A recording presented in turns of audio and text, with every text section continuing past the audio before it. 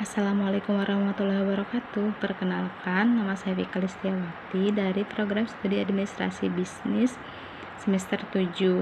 Di sini saya akan mempresentasikan beberapa materi yang disusun untuk memenuhi tugas akhir semester mata kuliah Administrasi Perkantoran. Oke, materi pertama yaitu mengenai korespondensi, surat arsip, dan kearsipan kantor. Pengertian korespondensi berasal dari kata korespondens atau korespondentin yang berarti hubungan yang terjadi antara pihak-pihak yang terkait. Jika di dalam organisasi atau suatu lembaga, hubungan yang terjadi antara pihak-pihak tertentu baik internal ataupun eksternal banyak dilakukan dengan menggunakan surat atau disebut dengan surat menyurat. Oleh karena itu, korespondensi kemudian diartikan sebagai kegiatan surat menyurat. Tujuan dan fungsi korespondensi. Tujuan surat menyurat yang pertama, memberitahu atau menyampaikan informasi penjelasan kepada pihak lain. Yang kedua, menerima atau mendapatkan informasi penjelasan kepada pihak lain. Yang ketiga, memperlancar arus informasi sehingga yang diterima jelas dan tidak salah penerimaan atau tidak salah pengertian. Pengertian arsip. Arsip berasal dari bahasa Belanda yaitu archief. Menurut Armo Sudrojo tahun 1982 halaman 157 sampai 158, arsip dalam bahasa Belanda memiliki beberapa pengertian yaitu sebagai berikut. Tempat penyimpanan secara teratur bahan-bahan arsip, bahan-bahan tertulis, piagam-piagam, surat-surat, keputusan-keputusan, akte-akte, daftar-daftar, dokumen-dokumen, peta-peta. Kumpulan teratur dari bahan-bahan kearsipan tersebut, bahan-bahan yang harus diarsip itu sendiri. Macam-macam arsip. Arsip menurut bentuk dan wujud fisiknya yaitu surat, contohnya naskah, perjanjian atau kontrak, akte pendirian perusahaan, surat keputusan, notulen rapat, berita acara, laporan, dan tabel.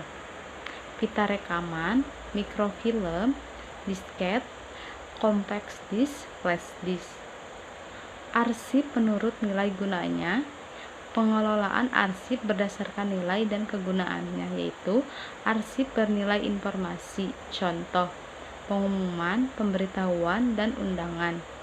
Arsip bernilai administrasi, contohnya, ketentuan-ketentuan organisasi, surat keputusan, prosedur kerja. Pengelolaan arsip berdasarkan nilai dan kegunaannya. Yang pertama yaitu arsip berdasarkan sifat dan kepentingannya, yaitu arsip bernilai informasi, arsip bernilai administrasi, arsip bernilai hukum, arsip bernilai sejarah, arsip bernilai ilmiah, arsip bernilai keuangan, dan arsip bernilai pendidikan.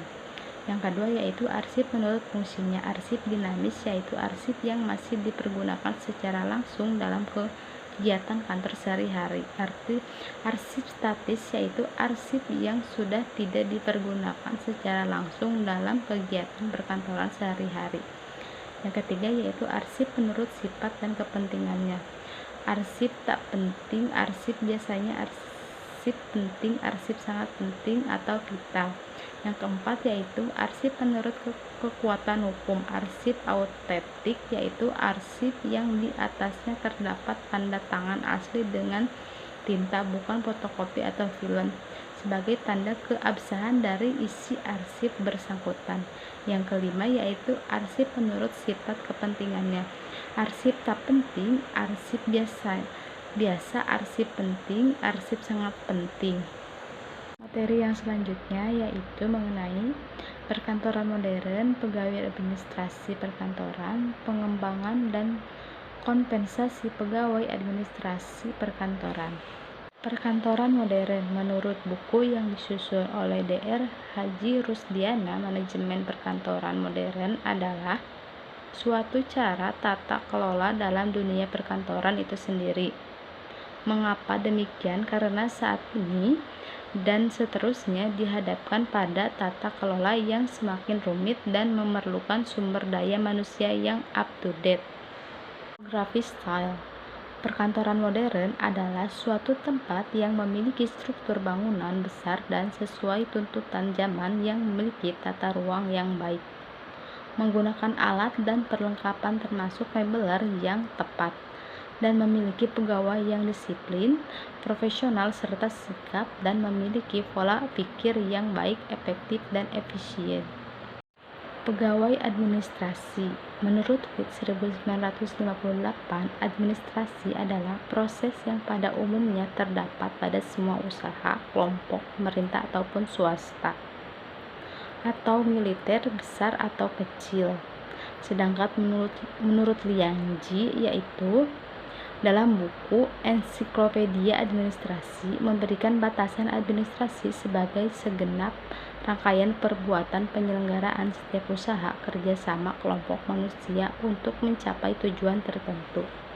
Skill yang harus dimiliki pegawai administrasi perkantoran yaitu fleksibilitas komunikasi, pengarsipan, menulis, pembukuan, penanganan peralatan dan perlengkapan, riset, customer service, dan motivasi diri.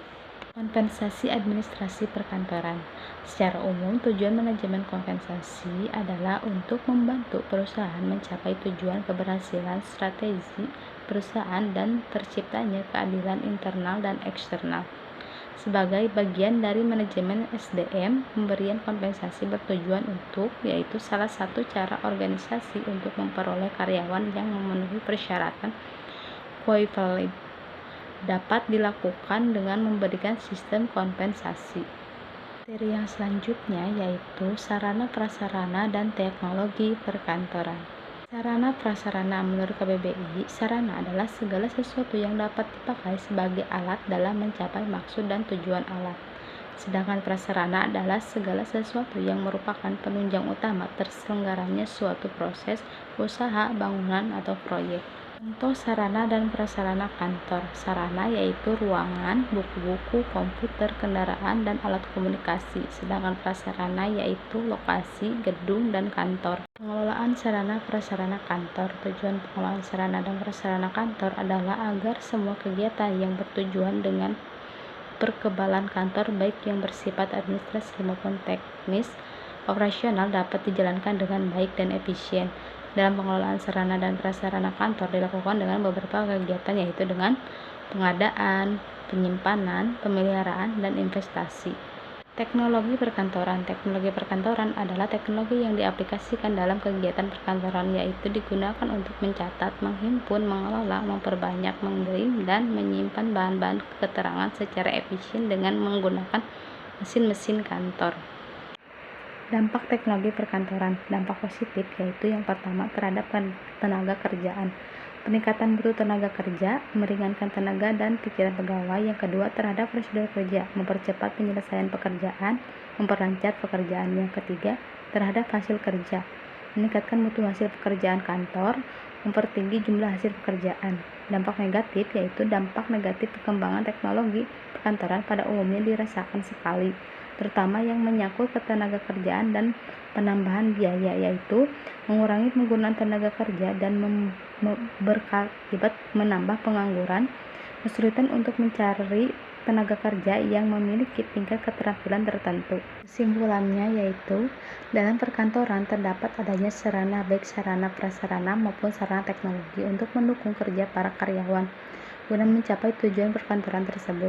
Sarana adalah suatu yang berupa benda yang bergerak seperti mesin, sedangkan prasarana adalah benda yang tidak bergerak seperti gedung. Sekian presentasi dari saya, kurang lebihnya saya mohon maaf. Wassalamualaikum warahmatullahi wabarakatuh.